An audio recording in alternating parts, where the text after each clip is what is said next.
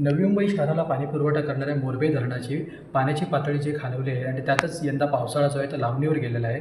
त्यामुळे नवी मुंबईकरांना जलसंकटाला सामोरं जावं लागत आहे. पालिका आयुक्तांनी आगामी कालावधीमध्ये पावसाळा लांबणीवर गेल्यामुळे शहरासाठी जलनियोजन केलेलं आहे. काय मास्टर प्लॅन आहे आपण त्यांच्याकडनं जाणून घेऊ.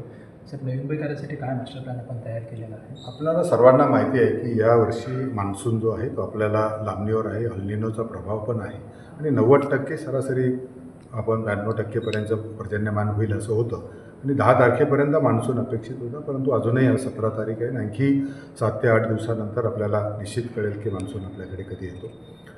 त्याच्याचबरोबर उष्णता पण आहे. इव्हॅपोरेशन लॉसेससुद्धा वाढलेले आहेत. पावसाचं प्रमाण कमी आहे हे अगोदर समजल्यामुळे आपण 10% पाण्याची कपात ही आपण मागच्या महिन्यामध्ये सुरू केलेली आहे. परंतु आत्ता असं लक्षात येतं आहे की अजूनही आपल्याला पाऊस अजून किती लांबेल माहीत नाही. त्यामुळे 31 ऑगस्टपर्यंत पुरेल एवढं पिण्याच्या पाण्याचं नियोजन करण्यासाठी काही उपाययोजना आम्ही आता केल्या. त्याच्यामध्ये बांधकामाला असलेला पाणी पुरवठा पूर्णतः बंद करण्याचा निर्णय घेतला आहे. स्विमिंग पूल याच्यासाठी जो काय पाण्याचा वापरतो तो बंद करण्याचं मी नागरिकांना आवाहन करतो.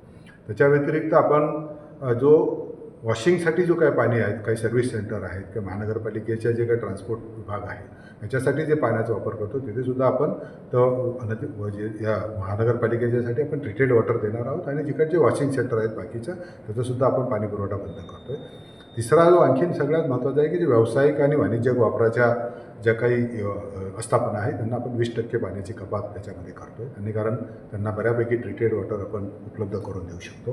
त्यामुळे पिण्याचं पाणी तिथं बचत होईल.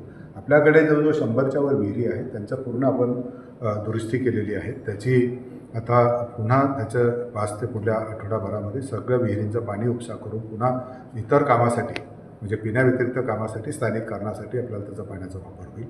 आणि महानगरपालिकेचे जे उद्यानं आहेत त्याच्यामध्ये सुद्धा बहुतेक ठिकाणी आपण आता प्रक्रियाकृत पाणी नेलं. पण जिथे अजूनही जवळजवळ 149 ठिकाणचं जे पाण्याचा वापर होतो तो बंद करून तिथेसुद्धा आपण प्रक्रियाकृत केलेलं पाणी देतो आहे.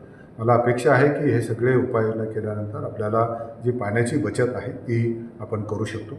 मी आपल्यामार्फत नागरिकांना आवाहन करतो की आपण पाण्याचा जपून वापर करावा. पिण्याव्यतिरिक्त आपण गाडी धुण्यासाठी किंवा गार्डनिंगसाठी आपल्या हाऊसिंग सोसायटीमध्ये पिण्याच्या पाण्याचा वापर करू नये. त्याच्याशिवाय आपल्या हाऊसिंग सोसायटीमध्ये आपण जे काही पाण्याच्या टाक्या आहेत त्या ओव्हरफ्लो होत नाहीत याचीसुद्धा आपण जर मला वाटलं का काळजी घेतली तर तेही आपण पाण्याची बचत करू शकतो. आणि आगामी काळामध्ये भविष्यात आपण नवीन इमारतींना तर आता कंपल्सरी बंधनकारक केलेलं आहे की आपण रेन वॉटर हार्वेस्टिंग करायचं. आपण महानगरपालिकेच्या बहुतेक संस्थांमध्ये आम्ही इमारतींमध्ये हे आपण रेन वॉटर हार्वेस्टिंग आता पूर्ण केलेलं आहे. जिथे राहिले तिथेसुद्धा आपण हे करतो आहे. पण नागरिकांनीसुद्धा आपल्या ज्या काही संस्था आपल्या गृहनिर्माण संस्था आहेत किंवा वाणिज्य जे काही आस्थापना आहेत त्यांचे जे काही मालक आहेत त्यांनीसुद्धा तिथे रेन वॉटर हार्वेस्टिंग केलं पाहिजे. त्याच्यामुळे आपल्याला भविष्यामध्ये येणाऱ्या ज्या काही अडचणींना सामोरं जाताना आपल्याकडे काही प्रोव्हिजन्स ह्या निश्चितपणे राहतील आणि पाण्याचा योग्य वापर आपण करू शकतो.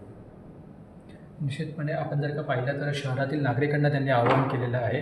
त्याचप्रमाणे रेन हार्वेस्टिंगचा जो प्रकल्प आहे तो देखील त्यांनी कंपल्सरी करण्यासाठी त्यांनी नियोजन करण्यासाठी केलेलं आहे. नवी मुंबईकरांना देखील आम्ही आवाहन करतो की आपण पाण्याचं जे काही जलसंकट आहे ते लक्षात घेता आपण देखील पाणी जपून वापरावं आणि पाण्याचे काटकसर करून त्याचा वापर करावा.